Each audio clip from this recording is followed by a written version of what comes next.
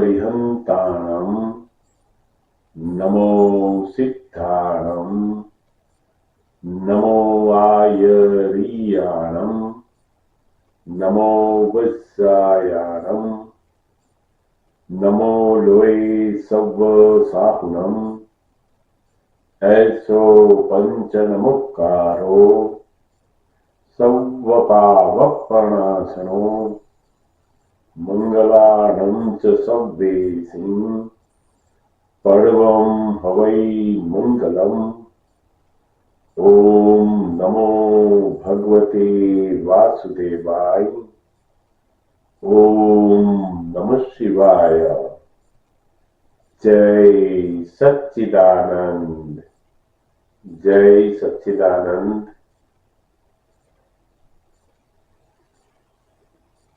पर्युषण पर्वનો 5મો દિવસ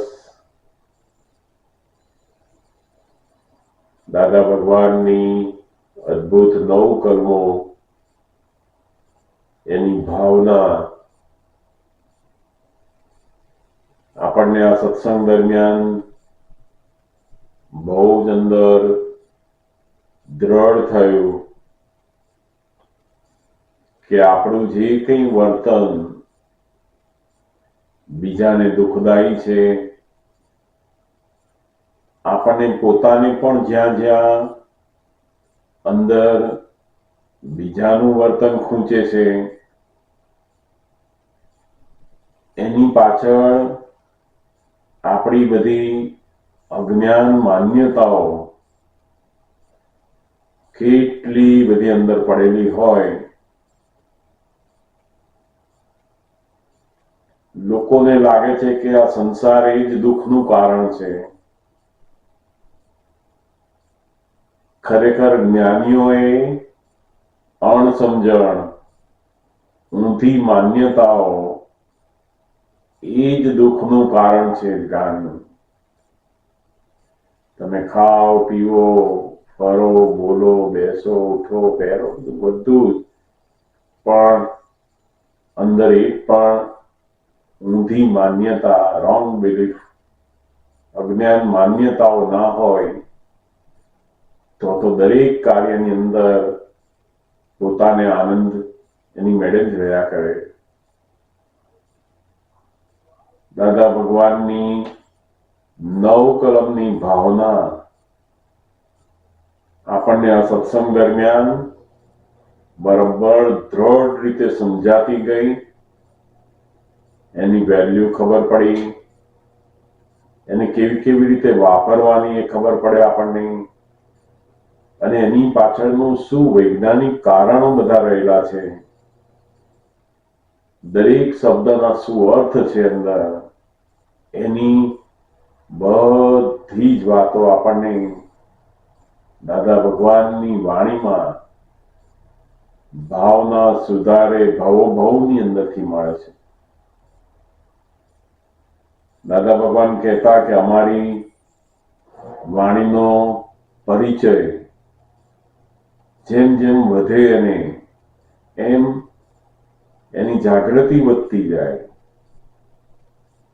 અમારો પરિચય હોય એ તો ઉત્તમ, પણ અમારો પરિચય ના હોય ત્યારે અમારી વાણીનો પણ પરિચયમાં જો આવે તો ઘણી બધી વાતો એની સમજમાં અંદર આવતી જાય.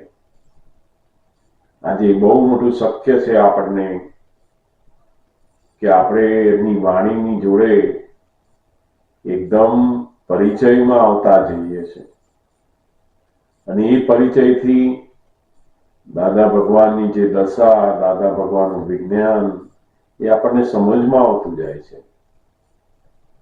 પહેલા પણ આપણે 9 કર્મો જાણતા હતા, અને હવે આટલું જાણ્યા પછી, એમની વાતોને સમજ્યા પછી અંદર આવ્યા, તેની વેલ્યુ વધી ગઈ.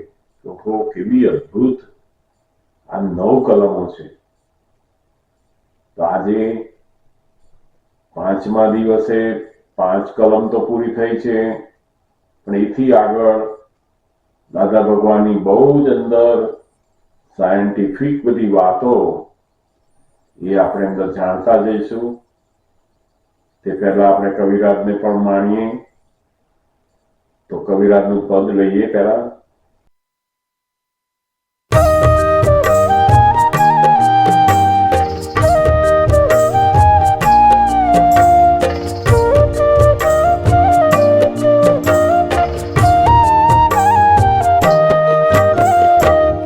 ઈચ્છો તો એ આવે નહીં, ભૂલ્યો ભૂલાય નહીં, ઇતિહાસી ભૂતકાળ વીતેલો સમય.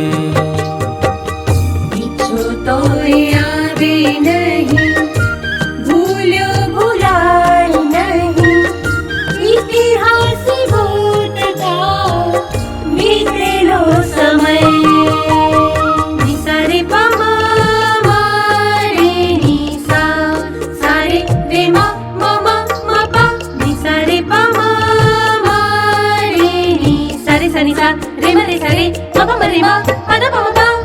સારા સારા ભોજનોને લગ્ન ગીત શહેનાઈ, જીવતા જવાય ઋણ બધા પુણ્યોદય.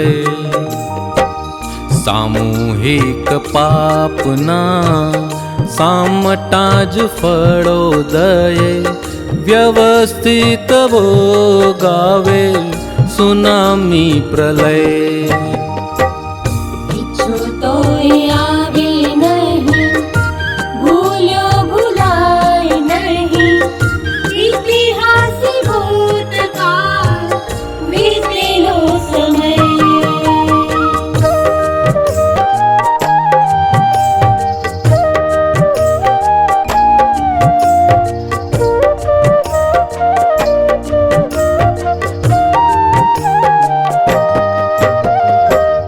રંગ પીછા મારો તો એ ચિત્રો ભૂસાય નહીં, પશ્ચાતાપ કરાવે વીટેલી બુરાઈ. ધોધમાર વરસાદે પાણી કાપ હોવાથી, પીવા માટે પાણી એ મળશે નહીં. તો એ આવે નહીં, ભૂલ્યો ભૂલાય નહીં, ઇતિહાસી ભૂતકાળ વીતેલો સમય. નિસારે પમા મારે નિસા, સારે રે મા પા, નિસારે પમા મારે નિસારે સા નિસા રે મ રે સા રે મ રે મા પદ પમ પા. લિવ ઇન રિલેશને ભાંગ ફોડ સંસાર, ટેમ્પરરી પંખી મેળા ભવોની ભવઈ. રિલેટિવે બાંધેલા વ્યવહાર હિસાબી, જોઈ જાણીની કાલે શુદ્ધ નિશ્ચય.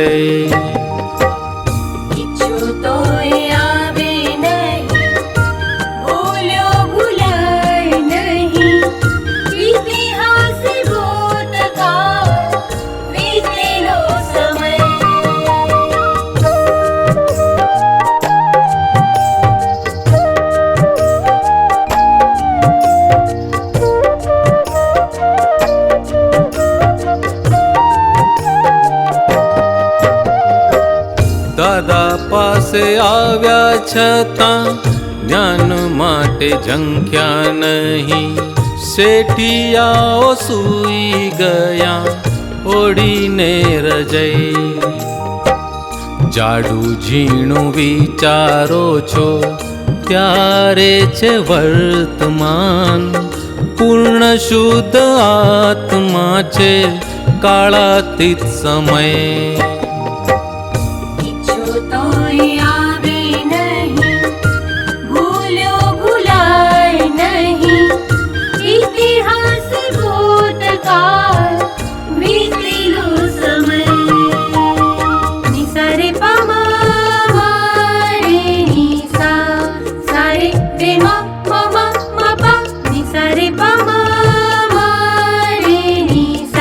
સા રે મ રે સા રે મ પ મ રે મ પ દ પ મ પ.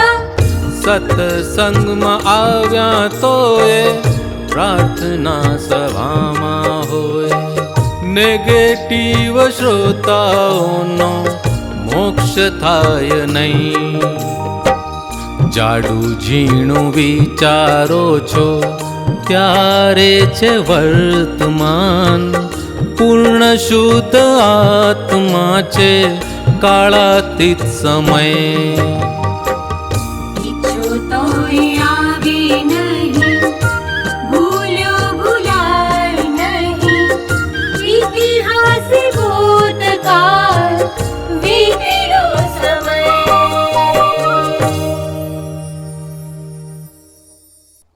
જય સચ્ચિદાનંદ. ઈચ્છો તોય આવે નહીં. આપણે ઈચ્છા કરીએ કે હવે ફરી આપણું બાળપણ આવે, પણ એ આવી શકે નહીં. યુવાની આવે તો આવી શકે નહીં.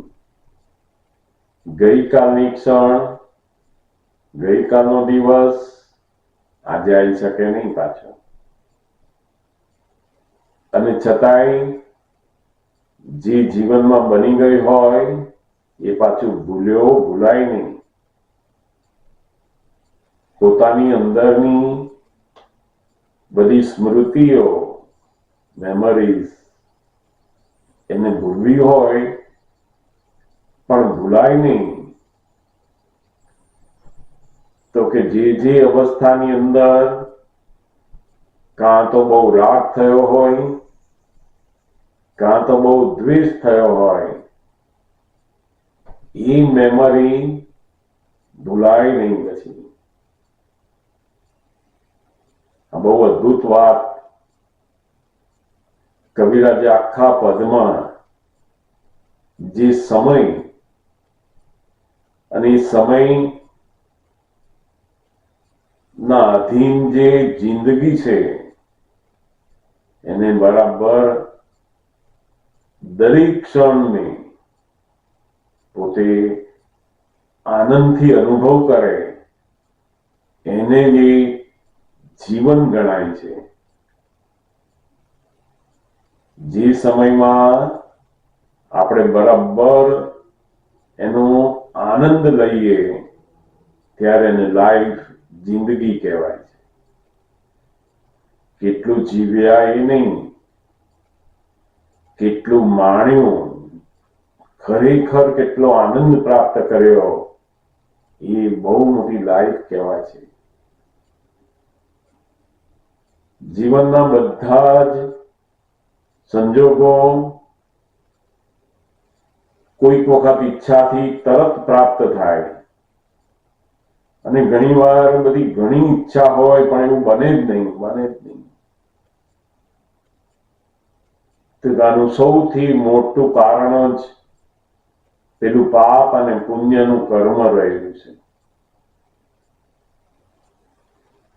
ઘર શોધતા હોઈએ, છોકરી શોધતા હોઈએ, નોકરી શોધતા હોઈએ, બધી જાત જાતની ઈચ્છાઓ ઘણીવાર વર્ષો સુધી પૂરી થાય નહીં.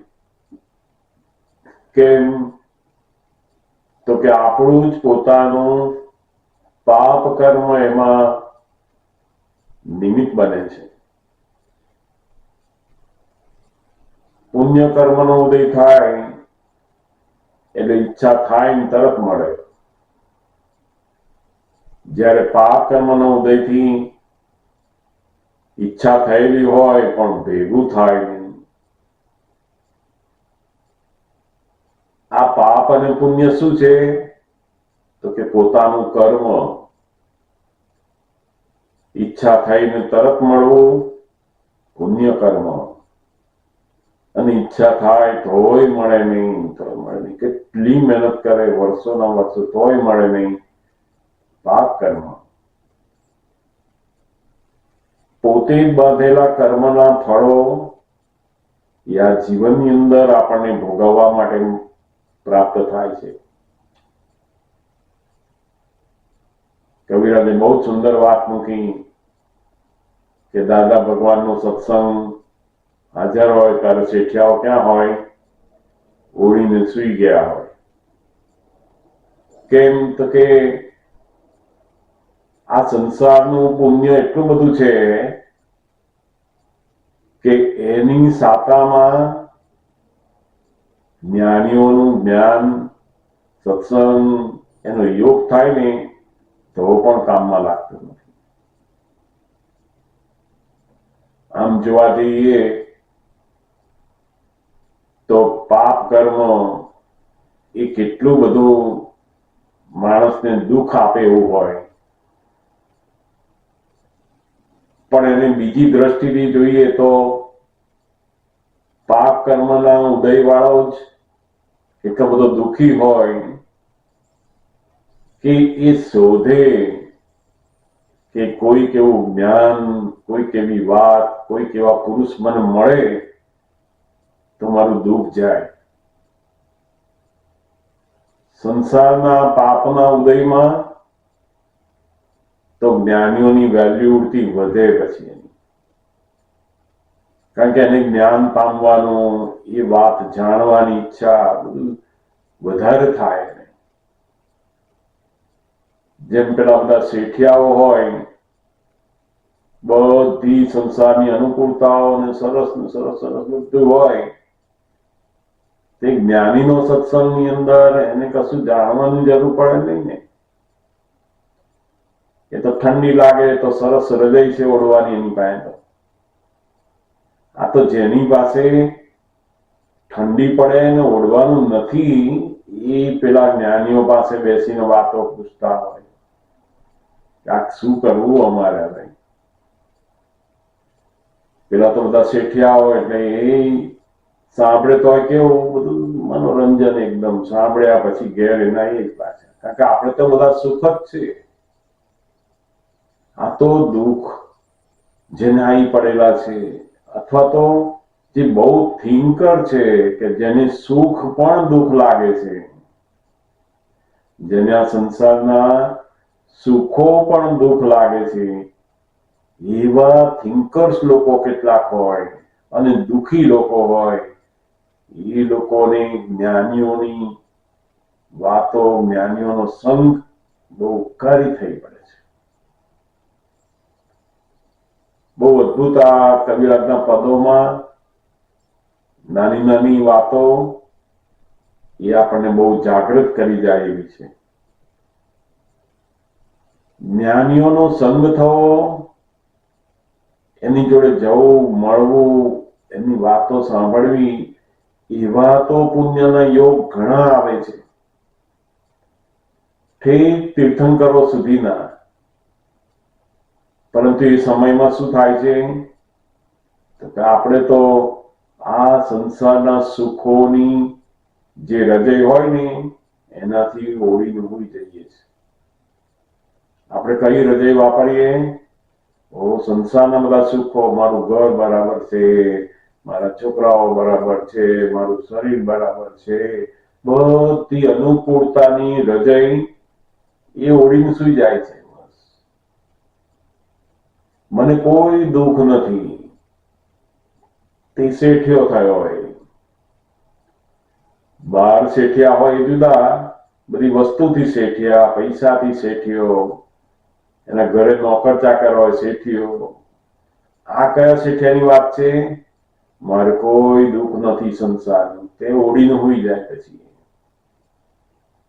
તે જ્ઞાનીઓ ની વાણી, એમનો સત્સંગ, એમનો યોગ એ બહુ જે કામ લાગવો જોઈએ ને એ લાગતો નથી. તો દુઃખી હોય ને તો બરાબર દવા લે, બધું ધ્યાન આપે, ડોક્ટરને પૂછે, બધું કરે. એટલે બહુ અદભુત વાતો કવિરાજે પદોની અંદર મળી છે. કેટલા બધા સત્સંગો હોય તો સત્સંગ એ પણ પોતે આત્માની આરાધના કરવા, જ્ઞાનની જાગૃતિ માટે, અને બરાબર ખૂબ ઉલ્લાસ પૂર્વક એને જયારે માણે ને ત્યારે દરેક વાતો એને પરિણામ પામે છે. બહુ ઘણીવાર મારે પણ ઘણીવાર બનતું, પહેલા દાદા ભગવાનની પાસે હું શરૂઆતમાં આવેલો તે બધી જાત જાતની વિચારણાની ચિંતાઓમાં બહુ તેમની હાજરીમાં બેઠા હોઈએ ને તોય આપણે પેલી પ્રાર્થના સભામાં બેઠા હોય એવું થઈ જાય. પ્રાર્થના સભા એટલે શું? શોક સભા. કોક ગુજરી ગયા હોય અને એના માટેનું બેસણું રાખે, બધા સભા રાખે ને એને પ્રાર્થના સભા કહે. તો કેટલાક લોકો આવી પ્રાર્થના સભામાં જવાનું એટલું બધું થાય કે હવે એવા જ થઈ ગયા છે. એટલે એ લોકો કોઈ આવા આધ્યાત્મિક પુરુષો આનંદના જગ્યાઓમાં પણ કેવા રહે, પેલા પ્રાર્થના સભામાં ગયા હોય એવા તે મારે એવું બનતું. તો દાદા ભગવાને એક વાર મને કહેવું પડ્યું કે અલગ કોઈ ગુજરી ગયું છે કે છે તારે, તો તું આવું બેઠો છું એમ કે. એ જે મને ટકોર કરીને એમણે, એટલે પેલું અંદર પ્રાર્થના સભાની અંદર જેમ બેઠેલો એ નીકળી ગયું મારું. તો હો અહીંયા આટલો બધો આનંદ છે, હું કઈ વિચારોમાં જતો રહ્યો હતો. આ કબીરાજે જે લખ્યું ત્યારે મને યાદ આવ્યું કે હો આ મારું પણ આવું હતું કે હું પ્રાર્થના સભામાં બેઠો ને એવું જ થતું હતું. અને પછી દાદા ભગવાને જોયું કે આની અંદર બહુ આ ચાલ્યા કરે છે, એમાંથી બહાર કાઢવો પડશે. જે ટકોર કરીને પછી એકવાર ટકોર કરે તેનું જે વચન બળ છે ને એમાંથી તૂટી જાય આપણું. આ બધું તમે સિરિયસ થઈ જાવ. હા, પ્રાર્થના સભા એટલે બધા સિરિયસ એવી નેચરાલિટી આવી ગઈ હોય. તે એ ઉંમરમાં એટલી બધી એવી સિરિયસનેસ બેસી ગયેલી ને કે દાદા ભગવાનની હાજરીમાં હવે દાદાનો સત્સંગ તો એકદમ આનંદદાયક ને બધું બોલવાનું, હસવાનું બધું ત્યાં આપણે પેલી સિરિયસનેસમાં બરાબર બેઠેલા. દાદાએ જોયું કે આ પ્રાર્થના સભામાં કેમ બેઠો છે અહીંયા. દાદાને તરત એ થઈ જાય એટલે એમને તરત એવું કહ્યું ને ત્યારથી પેલું અંદરથી નીકળી ગયું. પછી જબરદસ્ત આનંદ આનંદ આનંદ જ્યાં હોય એટલો બધો આનંદ શરૂ થાય એમ. આ તો આપણું પોતાનું જ જ્ઞાન, આપણું પોતાનું સ્વરૂપ, આપણું પોતાની વાત બધી એમાં તો આનંદ. અહીંયા તો આનંદ આનંદ આનંદ. તો એ બહુ મને આ કવિરાજનું લાઈન આવીને ત્યારે યાદ આવ્યા કે મારું આવું પ્રાર્થના સભામાં જતો અને દાદાએ તોડાવ્યા. બહુ અદભુત આ કવિરાજના પદોની જે રચના છે, તો કે આવી અદભુત આનંદની જગ્યાઓમાં પણ જો આપણને આનંદ ન થાય તો પછી હવે એ જ્ઞાન પણ આપણને શું કામ લાગે કે કેવી રીતે પરિણામ પામે.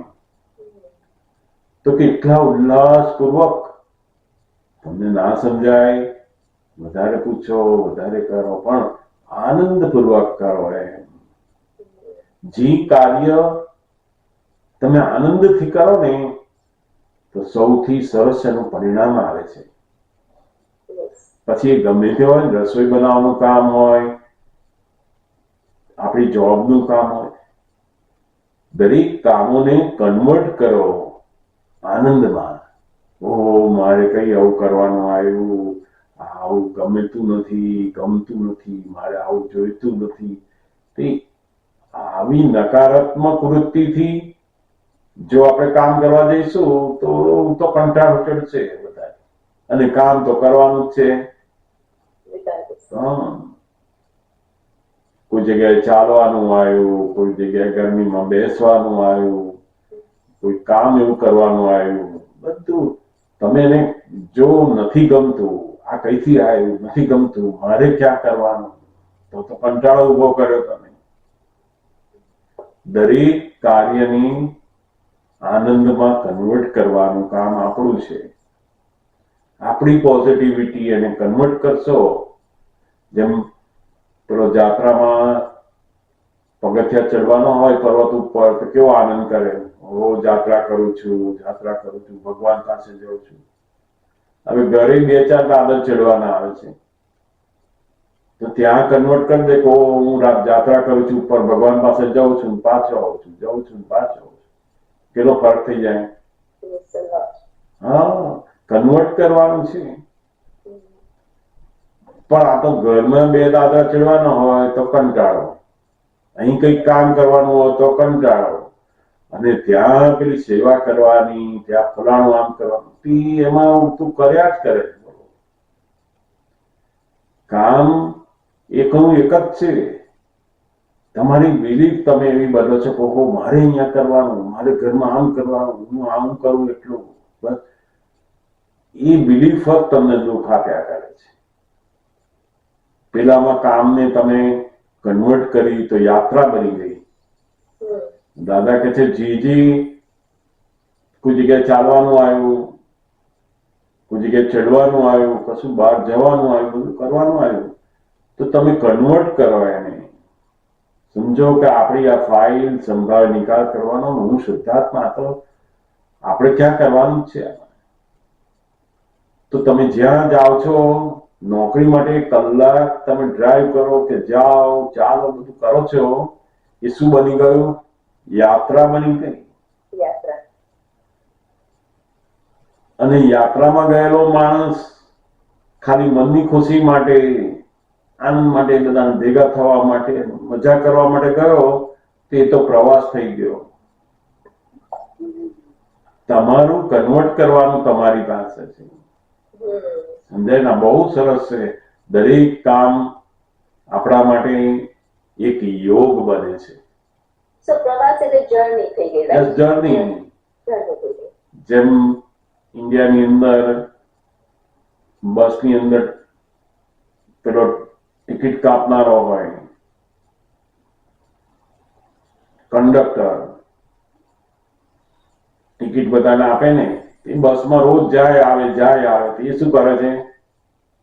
જર્ની એની. હા, એ થાકી જાય, હાથ પડે એમને.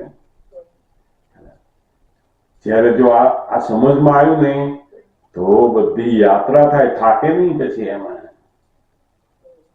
સમજાય? કન્વર્ટ કરવું જોઈએ. બધા કાર્યોની જ્ઞાનીઓની સમજણથી આપણે જો આપણા મનની અંદર કન્વર્ટતા મૂકી તો બધી યાત્રા થઈ જાય, યોગ બને છે.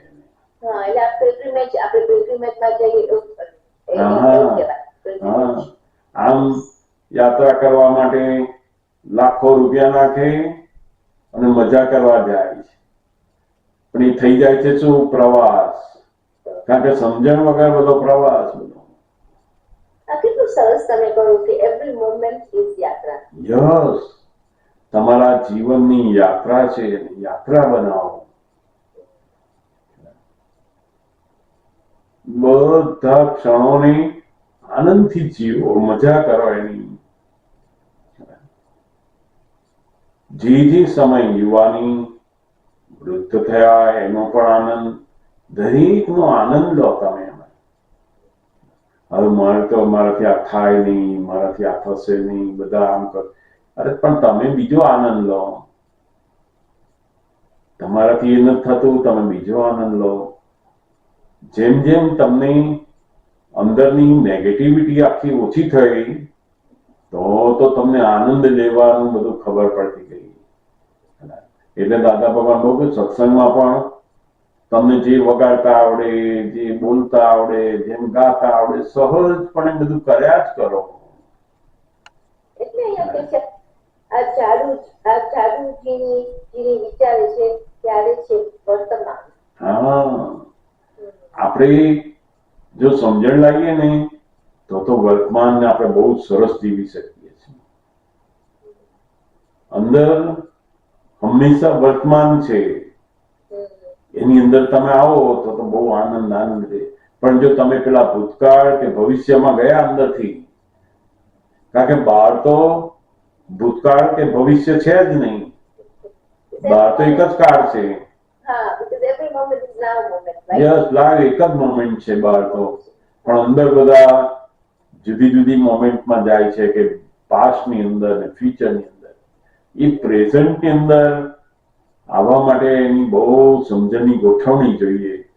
અને એ સમજણમાં જો આવ્યો તો બહુ આનંદ કરી શકે છે. બહુ જ સુંદર આ કવિરાજના પદોને આપણે માણીએ છીએ તો અંદર અદ્ભુત અદ્ભુત વાતો મૂકેલી હોય છે. પણ અશોક આનંદજી, આગળની જે લાઈનો હતી ને એમાં એમને કહ્યું કે સમૂહમાં જ્યારે બધા આપણે વિચારો કર્યા હોય ત્યારે આપણું પરિણામ સમૂહમાં આવે. હા, તો એ કેવી રીતે આ મોટી મોટી બધી સુનામી આવે, હા, આ મોટા મોટા પ્લેન ક્રેશ થાય, 200-500 માણસો એક સાથે બધા મરી જાય. એટલે સમૂહમાં આવે કેવી રીતે? આ સમૂહમાં બોલતા હોય ને એમ કે આ બધા આતંકવાદીઓને તો આવું જ કરવું જોઈએ, બધા પાકિસ્તાનીઓ તો આવું કરવું જોઈએ, ફલાણો સમાજ છે એના માટે આવું કરવું જોઈએ. બધા એકદમ સમૂહમાં બધા બોલે, સાથે એટલે એક સાથે બધા બોલે, અનુમોદન પણ આપે, એક સાથે કરવું જ જોઈએ, કરવું જ જોઈએ. લાખો માણસો આવી રીતના આપતા હોય. પેલી સુનામી આવે ત્યાર પછી એ લાખ એક સાથેનો હિસાબ આવે એનો. આ સામૂહિક કર્મો બાંધેલા એનું ફળ પછી સામૂહિક આવે છે. તો અશોક આનંદજી, અત્યારે છે સોશિયલ મીડિયા છે ને, તો સોશિયલ મીડિયામાં અમુક વખતે to change certain things, a lot of people A message મોકલે તો એ સામૂહિક જ એ બધી સામૂહિક છે. પછી આવતા ભાવમાં એનું પરિણામ હા, એનું પરિણામ આવે. તમે જેવા જેવા મેસેજ અંદર જુઓ અને ભાવ નાખો એટલે બધા સામૂહિક બધા લોકો ભાવ નાખે. 1000 માણસે મેસેજ જોયો અને નેગેટિવ ભાવમાં ગયા, બીજ નાખ્યા એને. આજના સમયમાં આ બધી ટેકનોલોજી એ બધા સવળા ભાવ કરવામાં મદદ કરે અને અવળા ભાવમાં મદદ કરે છે. એટલે બધા હજારો બીજ નાખી રહ્યા છે અંદર. નેગેટિવ બીજ પણ એટલા જ નાખી રહ્યા છે. એક એક વિષયોના બીજો, એક એક બધા કષાયના બીજો બધા નાખે જ જાય, ઢગલા બંધ નાખે જાય છે. સમજાય ને? એટલે તો બધી ટેકનોલોજી આ કાળમાં તો બધા ઘેર હુતા બધા એવા ભયંકર બીજ નાખી રહ્યા છે. કારણ કે એને ખબર જ નથી એટલે શું કરે. સમજાય ને? પણ આ બધું આપણને થાય કે આટલો નાનો છોકરો અંદર હતો એ પણ બચ્યો નહીં, કેમ આવું થયું હશે, એને શું ભૂલ કરી, એને તો કોઈને દુઃખ આપ્યું નથી, એનો જન્મ થયો નથી તો 5 વર્ષનો થયો છે અને એને તો કોઈને દુઃખ આપ્યું નથી, તો એને પણ કેમ આવું ભોગવવાનું આવ્યું? તો કે એ પણ પૂર્વજન્મની અંદર બધા સમૂહની અંદર બીજ નાખેલા નહીં. એટલે દેખાતા સારા માણસો, બાળકો બધા એમાં આવી જાય છે. મોટી મોટી સુનામી, હજુ તો બધું કેટલું બધું દાદા કે આવી રહ્યું છે. એટલી બધી કુદરતી હોનારતો હવે બધી ધીમે ધીમે આવી રહી છે. આ જાત જાતના થંડરસ્ટ્રોમ ને બધું એવું આવે કે લોકો એટલા બધા દુઃખી થઈ જાય. કારણ કે બધા પોતાના જ કર્મનું ફળ અહીં ભોગવવાનું આવે છે. છૂટકો જ નહીં એમાં. કોઈ ભગવાનને પણ ભોગવવાના આવે તો આવો માણસોને તો શું હિસાબ એમાં? સમજાય ને? એટલે આપણે જાણવાનું એટલું જ કે કોઈ પણ સમૂહ હોય એમાં મારે ઇન્વોલ્વ થવાનું નહીં, મારે મારો ઓપિનિયન આપવાનો નહીં. આપણે તો હંમેશા એવું બોલવું જોઈએ કે હો જગતના જીવ માત્રનું કલ્યાણ હો, સુખ શાંતિ હોય. એને આપણે ગમે તે કરતો હોય એ જે કરે છે એનું ફળ એને આવશે, પણ આપણે નેગેટિવ ભાવમાં એકેય ઓપિનિયન આપવાનો નહીં. એટલે આપણે શું કહેવા બંધાઈએ એમાં? સમજાય ને? સરસ. અત્યારે તો બહુ એવું થાય કારણ કે અત્યારે પોલિટિકલ સિચ્યુએશન એટલી બધી ખરાબ છે એટલે બહુ જાગૃતિ રાખવી પડે. ચેક ઉપર સહી કરવી તો જાગૃત રહીએ કે એમને કરી દઈએ? જાગૃત રહીએ. આ એવી સહી જ છે. પોતાના લાઈફની અંદર કયા કર્મોમાં સહી કરવી ધ્યાન રાખવાનું આપણે. ભાઈ આમાં સહી ના કરાય, આમાં ના કરાય. એટલે આપણે બધા જોબની ઉપર બહુ કર્યું હશે તો એમાંથી આપણે શું થશે? આપણે બરાબર સાફ નહીં કરી નાખે તો એ ફરી ભોગવવાનું આવે આપણને. બધું પાપ, બધા દુઃખો ભોગવવાના આવે પછી. જ્યાં જ્યાં આપણે બહુ સામૂહિક કર્મ બાંધ્યા, બધા એક સાથે ભેગા થઈને બધું કંઈક કર્યું હોય, કંઈક બોલ્યા હોય, અથવા તો અનુમોદન આપ્યું હોય, આપણે એને અનુમોદન આપીએ કે આવું જ કરવા જેવું છે, અનુમોદન આપે એને તો ના કરવા જ જેવું છે. આપણે ઇન્સ્ટિગેટ કરીએ, રાઈટ? આપણે એને સપોર્ટ કરીએ કે ભાઈ આને હું સપોર્ટ આપું છું, આવું જ કરવું જોઈએ, તો સમજી જવાનું કે આપણે બી ઇન્વોલ્વ છે આમાં. અને આજે આપણને ભોગવવાનું આવે છે, આપણે તો કશું કર્યું નથી તોય ભોગવવું પડે. કેમ? તો કે કોઈક અવતારમાં આપણે એને આવા નેગેટિવ ભાવોને સપોર્ટ કર્યા હશે, ત્યારે તો આજે ભોગવવાનું આવે. તો વખતે બધાએ અહીંયા પ્રોટેસ્ટ કરેલા એકદમ શાંતિથી, પણ બધા શાંતિનું કીધું કે આ જે કરે છે આપણે ગમતું નથી, એટલે બધા એની સાથે થઈ ગયેલા. એ ખરાબ કહેવાય? એ પણ ના, એ ખરાબ ના કહેવાય ને. એ તો બધાએ સારું કર્યું કે બધા કહે છે કે ભાઈ અહીંયા સારું નથી થતું, બધાને દુઃખી થાય છે અહીંયા. ઓકે. એટલે અશુકાની આની પાછળ આપણો આશય શું છે એ હોવું જોઈએ, રાઈટ?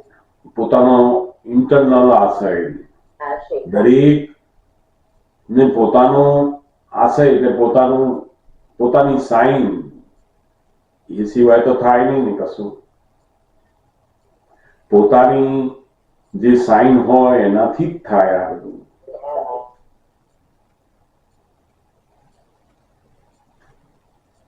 એક જ મિનિટ.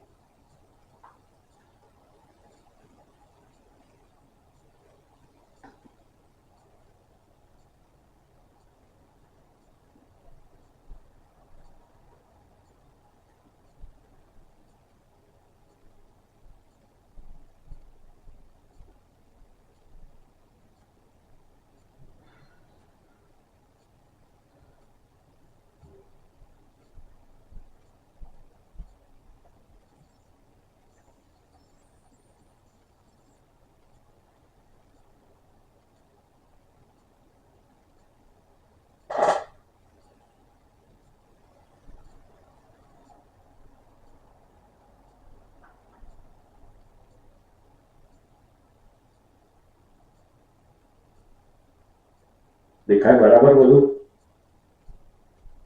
બરાબર દેખાય? ઓકે ઓકે, સરસ. આપણે આગળ દાદા ભગવાનની જ્ઞાનવાણી આપણે વાંચતા જઈએ. ભાવના સુધારે ભવ એ આપણે લેતા જઈએ.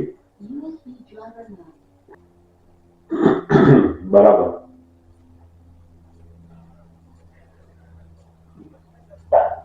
તો કઠોર ભાષા અને તંત્રીલી ભાષા અને મૃદુતા ને રુજુતા એ ભેદ શું? દાદાશ્રી, ઘણા કઠોર ભાષા બોલે છે ને કે તું નાલાયક છે, બદમાશ છે, ચોર છે, જે શબ્દો આપણે સાંભળે ના હોય ને, કઠોર બોલીને સાથે આપણું હૃદય સ્તંભિત થઈ જાય. એ કઠોર ભાષા જરા કે પ્રિય ના પડે, ઉલટું મનમાં બહુ થાય કે આવું ક્યાંથી આ પાછું. કઠોર ભાષા એ અહંકારી હોય અને તંત્રીલી ભાષા એટલે શું? સ્પર્ધામાં જેમ તંત હોય છે ને, જો મેં કેવી સરસ રસોઈ બનાવી અને એને તો આવડતી જ નથી, એવું તંતે ચડે, સ્પર્ધામાં ચડે. એ તંત્રીલી ભાષા બહુ ખરાબ હોય.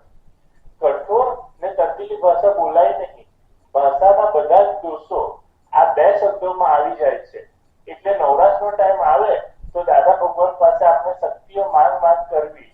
કઢકું બોલાતું હોય તો એની પ્રતિપક્ષી શક્તિ માંગવી કે મને શુદ્ધ વાણી બોલવાની શક્તિ આપો, સ્યાદવાન વાણી બોલવાની શક્તિ આપો, મૃદુ રુજુ ભાષા બોલવાની શક્તિઓ આપો. આવું માંગ્યા કરવું. સ્યાદવાન વાણી એટલે કોઈને દુઃખ ના થાય એવી વાણી. નિર્વિકાર રહેવાની શક્તિ આપો. હે દાદા ભગવાન, મને કોઈ દેહધારી જીવાત્મા પ્રત્યે, સ્ત્રી પુરુષ અગર નપુંસક ગમે તે લિંગધારી હોય તો તેના સંબંધી કિંચિત માત્ર પણ વિષય વિકાર સંબંધી દોષો, ઈચ્છાઓ, ચેષ્ટાઓ, વિચાર સંબંધી દોષો ન કરાય, ન કરાવાય કે કરતા પ્રત્યે ન અનુમોદાય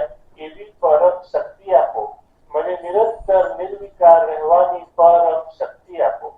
દાદાશ્રી, આપણી દ્રષ્ટિ બગડે તો તરત જ મહી તમારે ચંદુભાઈને કહેવું, આવું ના હોય, આવું આપણને શોભે નહીં.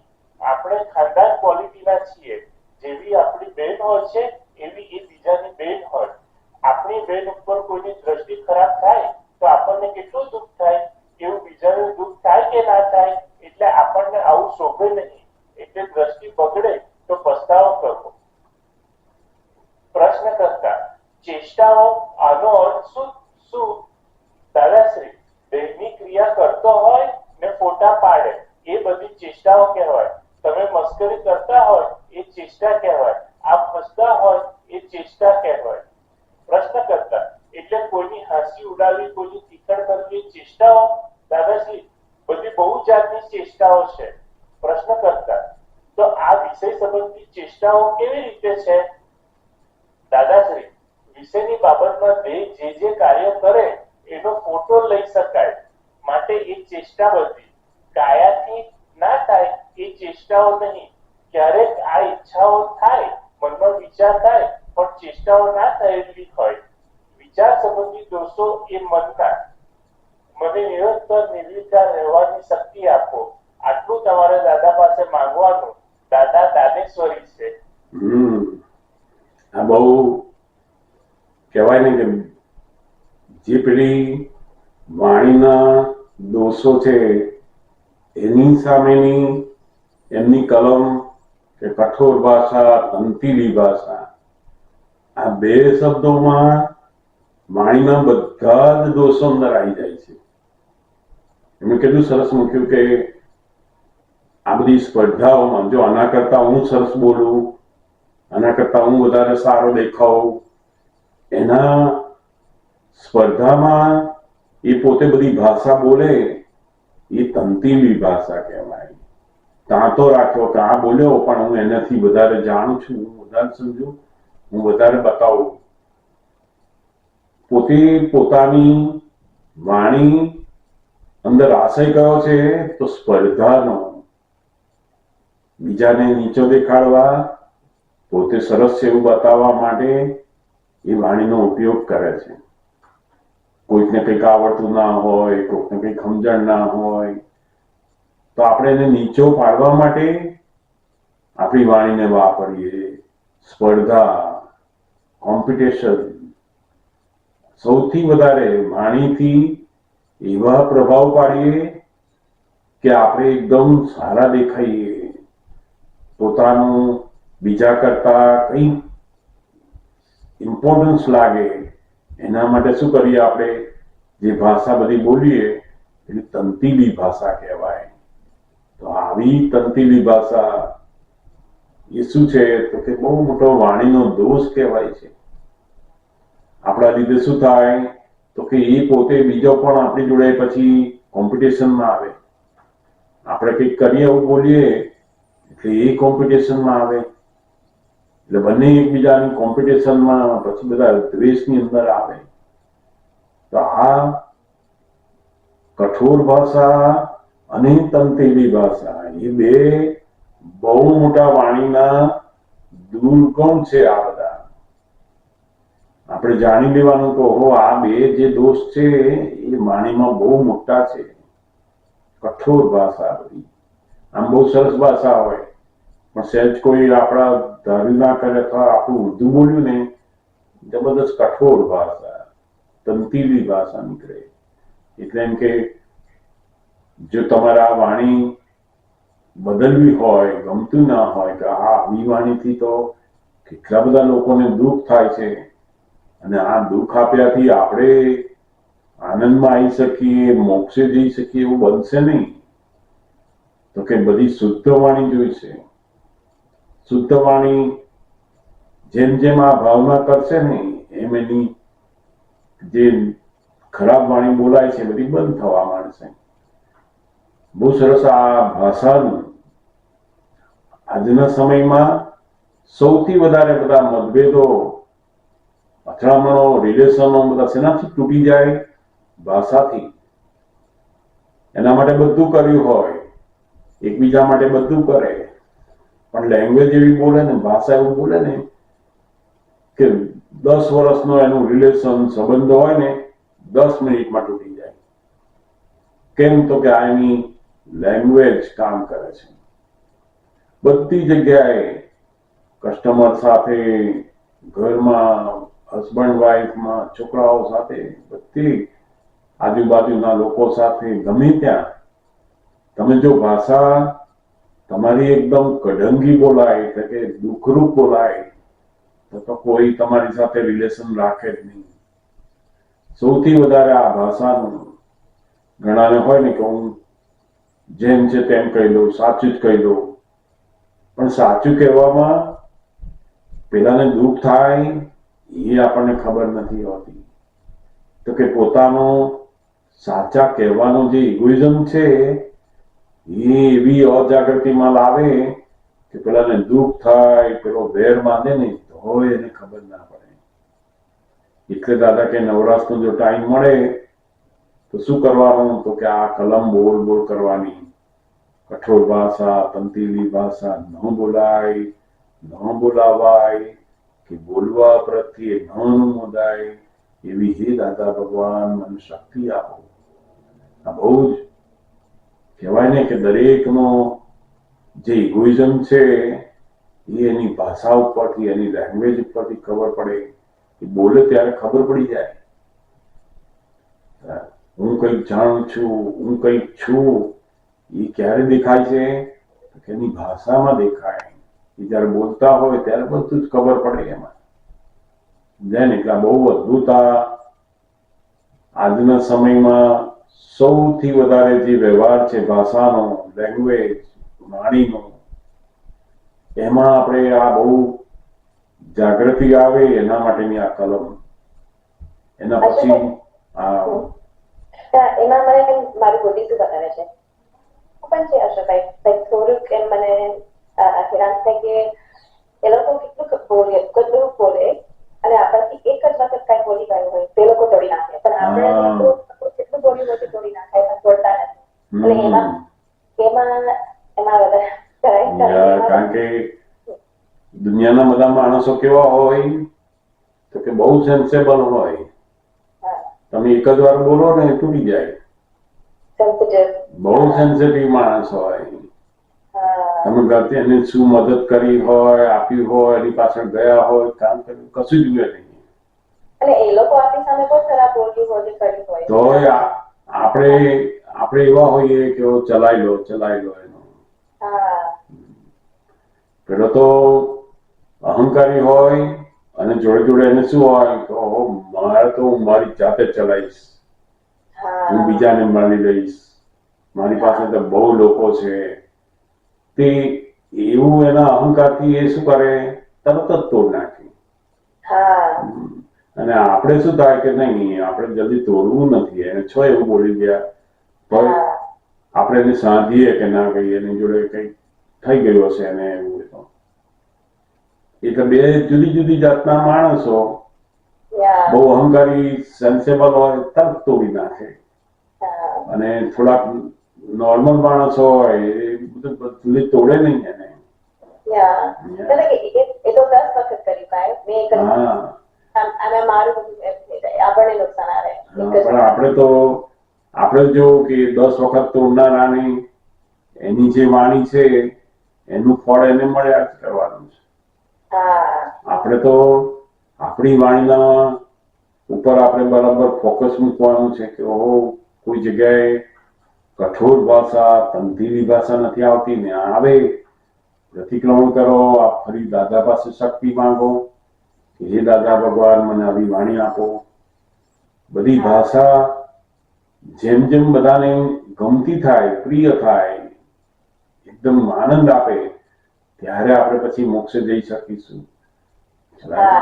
કોઈ વખત મને એમ થાય કે મારું ભૂલ નહીં કરાય અને એમ થાય કે કદાચ એ રીતે મારું જ્ઞાન વધે એટલે કઈ માંગ્યું હશે, કારણ કે એક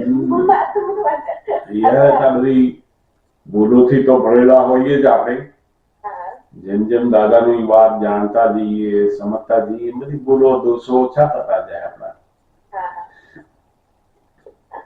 પછી આ કલમ પૂરી થાય પછી આગળની જે કલમ આવે પછી આ નિર્વિકાર રહેવાની શક્તિ. આ પણ મોક્ષે જવામાં આપણને આ ચોખ્ખાપણું થવું એ બહુ બહુ બહુ જ ઇમ્પોર્ટન્ટ છે. કારણ કે આ કાળમાં તો માણસને જ્યાં જાય ત્યાં શું થાય તો કે એની તરત જ થઈ જાય કે આ બહુ સુંદર છે, આ બહુ જ સારું છે, આની અંદર બહુ સુખ આવે એવું છે. એટલે એ વિચાર એને આયા વગર રહે જ નહીં, એની દ્રષ્ટિ બગડ્યા વગર રહેતી નથી. હવે જો પોતાની દીકરી હોય ને એના ઉપર કોઈ દ્રષ્ટિ બગાડે તો તરત એને ગુસ્સો આવે, પણ પોતે બીજાની કોઈ દીકરી ઉપર આવું બગાડે છે તો એને ભાન જ રહેતું નથી. આ કાળમાં તો એટલા બધા નીચે આવી ગયા કે પોતાની દીકરી જોડે પોતાની ફાધર અને દીકરી બધા એના રિલેશન જ નથી રહ્યા. બધા જાનવર અને મનુષ્ય બે બહુ નજીકમાં આવવા માંડ્યા છે. જેને રિલેશન જ નથી રહ્યા એ તો જાનવર જેવું કહેવાય. તો કે આ એને ખબર જ નથી કે આની અંદર કેટલું બધું નુકસાન થઈ રહ્યું છે. તમે મેરીડ હો, તમારી વાઈફ હોય તો ત્યાં તમારો વ્યવહાર કરો તો વિકારી, બાકીનું જગ્યાએ નિર્વિકાર રહેવાની શક્તિ આપે. આ બહુ અદ્ભુત વાત. જ્યાં ને ત્યાં લોકો પોતાની દ્રષ્ટિ બગાડે તો એનાથી એટલું બધું નુકસાન થાય છે, એને ખબર જ નથી કે આમાં શું નુકસાન છે.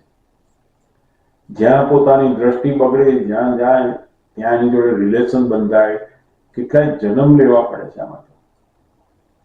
સમજાય ને? એટલે આ બહુ દાદા ભગવાન એને કલમમાં મૂકી, હે દાદા ભગવાન, મને નિરંતર નિર્વિકાર રહેવાની પરમ શક્તિ આપો.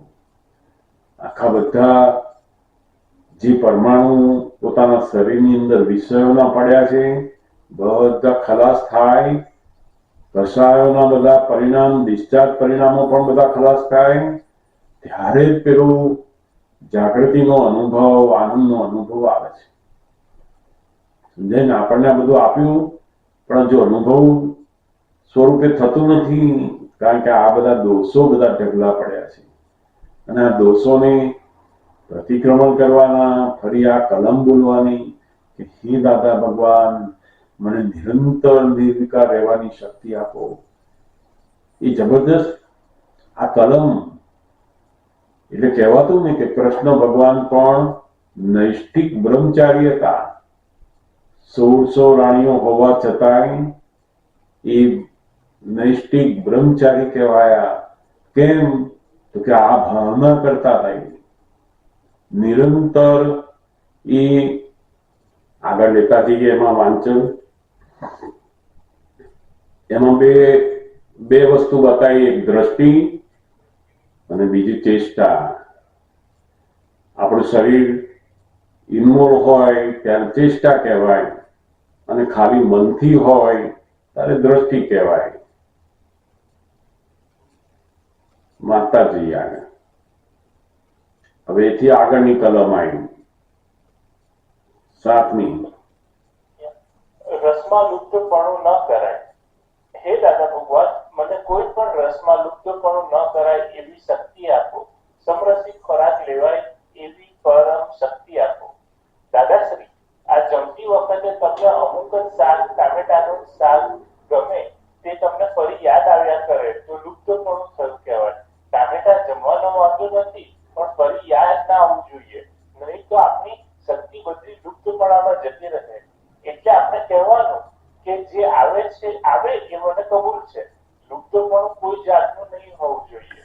થાળીમાં જે જમવાનું આવે, રસ રોટલી આવે તો રસ રોટલી નિરાંતે ખાવી, કોઈ જાતનો વાંધો નહીં, પણ જે આવે તે એક્સેપ્ટ કરવાનું, પેલું બીજું યાદ કરવાનું નથી. પ્રશ્ન કરતા પછી આ સમરસી એટલે? દાદાશ્રી, સમરસી એટલે વેડમી, દાળ, ભાત, શાક બધું જ ખાવ, પણ એટલી વેડમી જ ઠોક ના કરાય. અને આ લોકો ગળપણ છોડે છે તે ગળપણ તેમની પર દાવો માંડશે. એ શું કહેશે કે મારી જોડે તારે શું છે? પાડાને વાંકે પખાલીને ડામ. અલ્યા, જીભને તો ચોંટી પડાતું હશે. વાંક પાડાનો છે, પાડાનો વાંક એટલે અજ્ઞાનતાનો વાંક.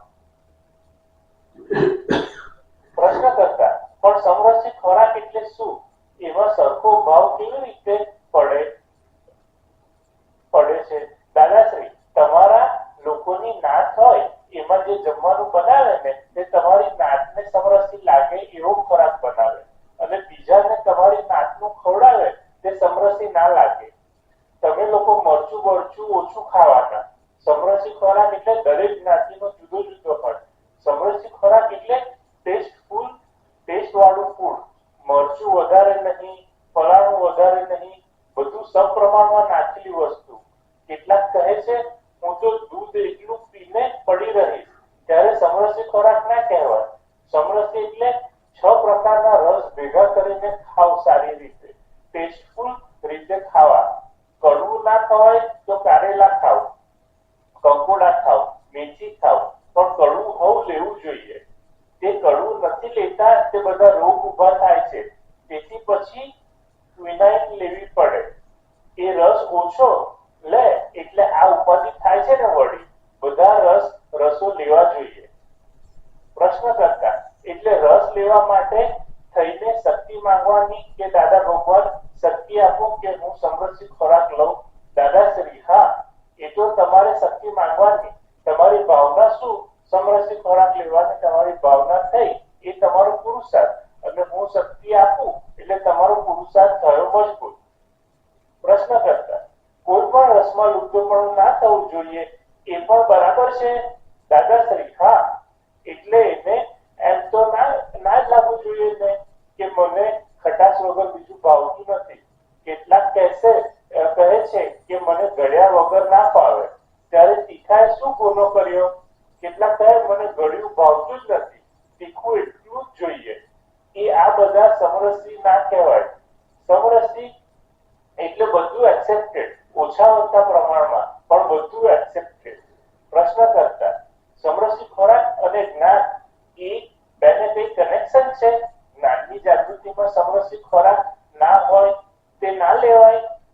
દાદાશ્રી, સમરસી ખોરાક માટે તો એવું છે ને કે આપણા મહાત્માઓને જ્યાં વ્યવસ્થિત આવ્યું ત્યાં પછી ક્યાં આપણે ઝઘડો છે? આ તો બહારના લોકોને કહેલું છે, અને આપણા મહાત્માઓને જરા એટલું વિચારમાં તો આવે નહીં કે સમરસી ખોરાક બને એટલો લેવો જોઈએ. હું કહું કે ભાઈ જરા મરચું લાવવો જોઈએ, અને પાછો કહું એ ખરો કે ઉધરસની દવા કરું છું, પછી દવા એની થાય તે જાણું, કારણ કે પ્રકૃતિ છે ને. અહીંયા બહુ સરસ વાત મૂકી. મહાત્માઓ માટે વ્યવસ્થિત આવ્યું. વ્યવસ્થિત એટલે શું? તો કે જેવા જેવા પરમાણુ અંદર ભરેલા છે એ પ્રમાણે પેલા ખોરાક બધા ભેગો થાય, અને એ ખોરાક ભેગો થાય ખવાતો હોય. હવે આની અંદર બહુ આ ખાવું ને ના ખાવું ને એ બધી બહુ માથાજી કરાય નહીં. એને વ્યવસ્થિત શું ભેગું કરે છે, અને વ્યવસ્થિત ની અંદર જે આવ્યું એમાં કડવી વસ્તુ આવી તો એ પણ એને પોતે નિરાહારી રહી અને આહારી આહાર કરે. એ ઉપયોગથી એને એ ફૂડ એનો પોતાનો પૂરો કરે. હવે એને આ કરવું ને ના કરવામાં બધું રહ્યું નહીં બધું, પણ ભાવના કઈ કરવાની કે સમરસી આહાર લેવાય. કડવો, તીખો, કાળો, બધા જેટલા રસ આવતા હોય અને સામે ચાલીને આવતા હોય તે લેવાના થોડા થોડા, અને ના લેવાય તો દાદા પાસે શક્તિ માંગવાની છે. બસ એને કઈ પરાણે લેવો જ જોઈએ, કરવાનું નથી. આ તમારે બધું પ્રકૃતિને જે ગમે છે એ જાણવાનું છે, અને જોડે જોડે આ શક્તિ માંગવાની છે. આપણે એમાં કરવાનું નથી કે હવે બધી ચલો ભાઈ કડવો જ લો, ચલો ભાઈ તીખો જ લો, આ ઓછું કરો. કરવાનું કશું નથી. તમારે શક્તિ માંગવાની, એટલે એની મેળે જેવા સંજોગો એવું બધું અંદર તૈયાર થશે. સમજણ પડે ને? બહુ અદભુત વાતો મૂકે છે. અને એમનું પોતાનું પણ કે છે દાદા ભગવાન પણ કોઈ પણ વસ્તુ બનાવી હોય તેટલી બધી તીખી હોય એમની, કેમ તો કે એમની પોતાની જે પ્રકૃતિ છે એ જે બંધાયેલી છે ને એ પ્રમાણે પાછી નીકળે છે. આજે એમને ખબર છે કે આ સમરસી લેવું જોઈએ, પણ છતાં એની પ્રકૃતિમાં નીકળે છે શું, તો કે બધી તીખી વસ્તુ હોય એ વધારે લે છે. કેમ, તો કે પેલી પ્રકૃતિ બાંધીને લાયા છે અંદર. હા, એટલે એમણે છે ને બધો હુક્કો પીવાનો બહુ આવેલો એમનો. એટલે એ હુક્કો પીતા એનું જે બધું પરિણામ આવેલું એમને પછી, એટલે એ બધું ઉધરસ ક્યારે થાય, તો પેલો હુક્કો પીધેલો ને એના લીધે બહુ જ ઉધરસ આવે. અને એ ઉધરસને તોડવા માટે શું કરે, એકદમ તીખું ખાય. એમણે જે 20 વર્ષ 25 વર્ષ સુધી જે પેલું હુક્કો પીવાનું બીડી પીવાનું આવેલું એમનું, એનું પરિણામ શું આવ્યું એમને પછી છૂટ્યા પછી, તો કે પેલ ઉધરસ નું એવું બધું થઈ ગયું એમનું, એટલી બધી ઉધરસ આયા જ કરે. ઘણી વાર એ સત્સંગમાં બેઠા હોય રાતના તો વિશેષ, આખી રાત એમને એવી જાય ઘણી વાર તો કે એમણે જે પેલા હુક્કો પીવાના સુખ લીધેલા ને બધા રીપે કરતા હતા. હા, એટલે એમણે ઉપાય કર્યો કે આ મરચું લઈએ ને તો પેલું ઓછું થાય, એટલે એવું પ્રયોગ કર્યા જ કરે. પણ છતાંય પેલો છોડે નહીં પેલો બધો જે રસ લીધેલો હુક્કો પીવાનો, એનું પરિણામ. ચાલો, જય સચ્ચિદાનંદ.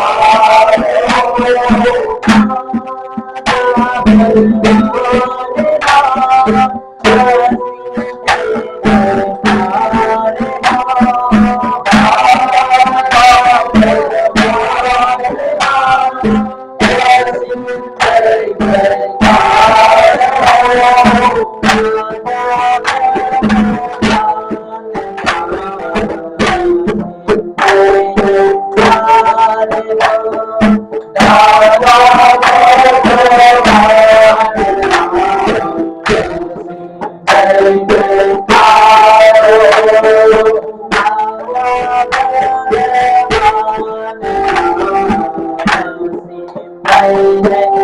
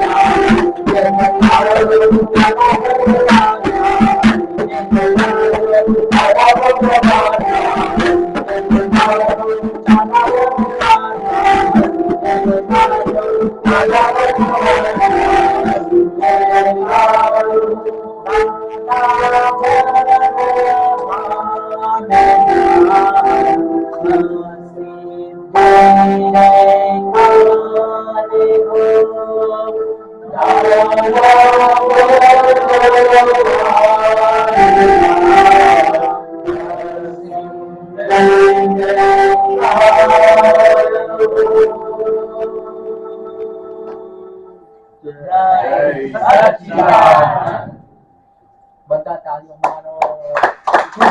બધાને ખુશ કર્યા. વાહ ભાઈ વાહ. જગતભરના સંત પુરુષોનું યોગબાળ, જગતભરના સંત પુરુષો યોગબાળ, જગતભરના સત્પુરુષોનું યોગબાળ, જગતભરના સત્પુરુષો યોગબાળ, અને પ્રગટ જ્ઞાની પુરુષ દાદા ભગવાનનું યોગબાળ, અને પ્રગટ જ્ઞાની પુરુષ દાદા ભગવાનનું યોગબાળ, સમસ્ત વિશ્વના જીવ માત્રનું, સમસ્ત વિશ્વના જીવ માત્રનું કલ્યાણ કરો, કલ્યાણ કરો, કલ્યાણ કરો, કલ્યાણ કરો, કલ્યાણ કરો, કલ્યાણ કરો, અને કલ્યાણ કરવાનું નિમિત્ત બનવાની, અને કલ્યાણ કરવાનું નિમિત્ત બનવાની અમને પરમ શક્તિ આપો, શક્તિ આપો, શક્તિ આપો, અમને પરમ શક્તિ આપો, શક્તિ આપો, શક્તિ આપો. જગતના સર્વે જીવો સુખ અને શાંતિને પામો, જગતના સર્વે જીવો સુખ અને શાંતિને પામો, જગતના સર્વે જીવો મોક્ષને પામો, જગતના સર્વે જીવો મોક્ષને પામો. જગત કલ્યાણ હો, જગત કલ્યાણ હો, જગત કલ્યાણ હો, જગત કલ્યાણ હો, જગત કલ્યાણ હો, જગત કલ્યાણ હો. જય સચ્ચિદાનંદ, જય